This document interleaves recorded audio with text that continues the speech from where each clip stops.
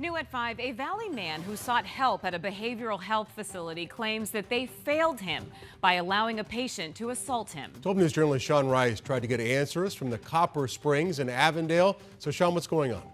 Hey, Kribe and Troy, good evening to you both. Copper Springs Mental Health Facility in Avondale doesn't exactly want to talk about what happened inside their waiting room back on March 5th. Court records say a man who was actually there to seek help from them was violently sexually assaulted by someone who was court-ordered to be there.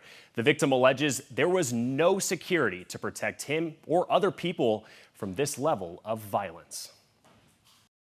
This individual comes into the room and just all I can remember is a couple hits from that, and then after that I was totally knocked out. We are keeping this sexual assault victim anonymous at his request. What he endured inside the walls of Copper Springs Mental Health Facility in Avondale has shaken him to the core. I'm a big guy. This guy was real thin, and because he knocked me out, because I blacked out, I wasn't able to defend myself. Court records say 26-year-old Roberto Lopez struck this victim in the head with a clipboard before striking him dozens of times with his fists and feet. Lopez was receiving court-ordered mental health treatment at Copper Springs, but was able to breach the waiting room doors and assault a complete stranger. I would let everybody go. I would literally fire everybody that was involved. I would fire everyone that came to the hallway and saw this, had me portray myself, humiliate myself by explaining to them what happened.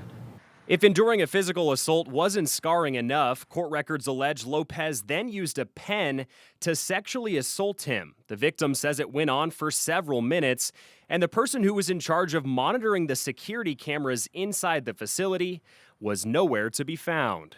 I cried because that meant my life was in that man's hands. This man had 15 minutes, and like we both have agreed, we don't know what he did, but he had 15 minutes. I could have died. Lopez has been indicted on 5 felony charges, including assault and sexual assault. Court records say he told Avondale police that he felt like God wanted him to sexually assault the victim. With being a Christian myself, I don't believe that God would ever say that. I do believe God does speak to us, but if anything, God would tell us to do right, not wrong. The victim now wants people to continue to seek help for mental health issues, but feels Copper Springs needs to do more to better protect their patients and the public. If this facility isn't held responsible, I think it sets a terrible precedent for other facilities and more so for people that want help.